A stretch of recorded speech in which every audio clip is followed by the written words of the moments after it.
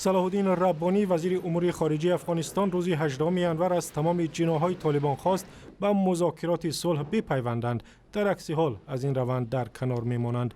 صلاح الدین ربانی در آغاز نشست 4 جانبه با حضور نمایندگان افغانستان و پاکستان و چین و آمریکا در شهر کابل گفت اگر طالبان به مذاکرات شامل نشوند پس ثابت می‌کنند که هدفشان صلح در افغانستان نیست. یک هفته پیشتر از این نمایندگان 4 کشور در اسلام آباد جمع آمدند و دایر به آغاز مذاکرات با طالبان و خاتمه دادن به جنگ در افغانستان گفتگو کردند.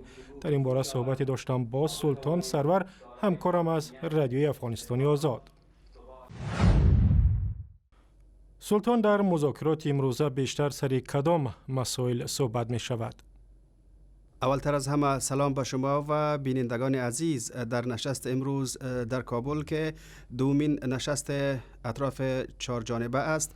روی نقشه راه به خاطر گفتگوهای صلح با طالبان بحث و گفتگو میشه.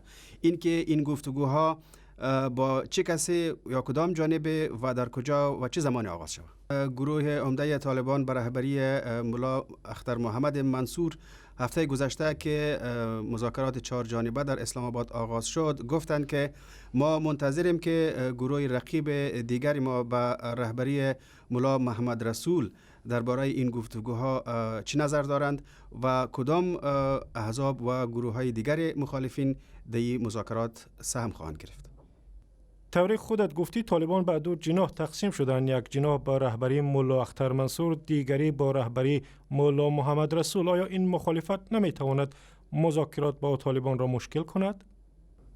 واضحاً این مذاکرات صلح مشکل ساخته. حتی خودم قبلا گفتم که طالبان هنوز در این مورد ابراز نظر نکرده اند. گروه که به رهبری ملا محمد رسول است یک موقف خود کمک روشن ساختن. اونا گفتن که ما در مذاکرات صلح به گروه ملا اختر محمد منصور اعتماد کرده نمیتونیم.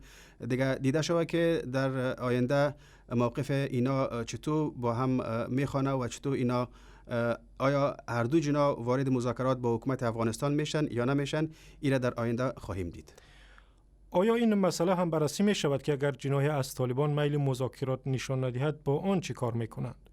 البته این یکی از مایه امیدهای جانب افغانی است. 4 اطراف یا 3 طرفی که 3 کشوری که در مذاکرات اشتراک دارند تمایل نشان دادند که علیه گروه هایی که حاضر به صلح و مذاکرات صلح نمیشن استفاده از هر ابزار ممکن مورد استفاده قرار خواهد گرفت.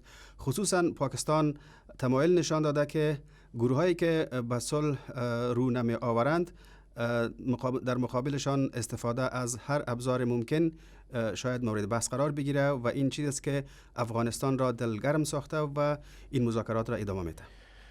تشکر. همکارم سلطان سرور از رادیو افغانستانی آزاد صحبت میکرد.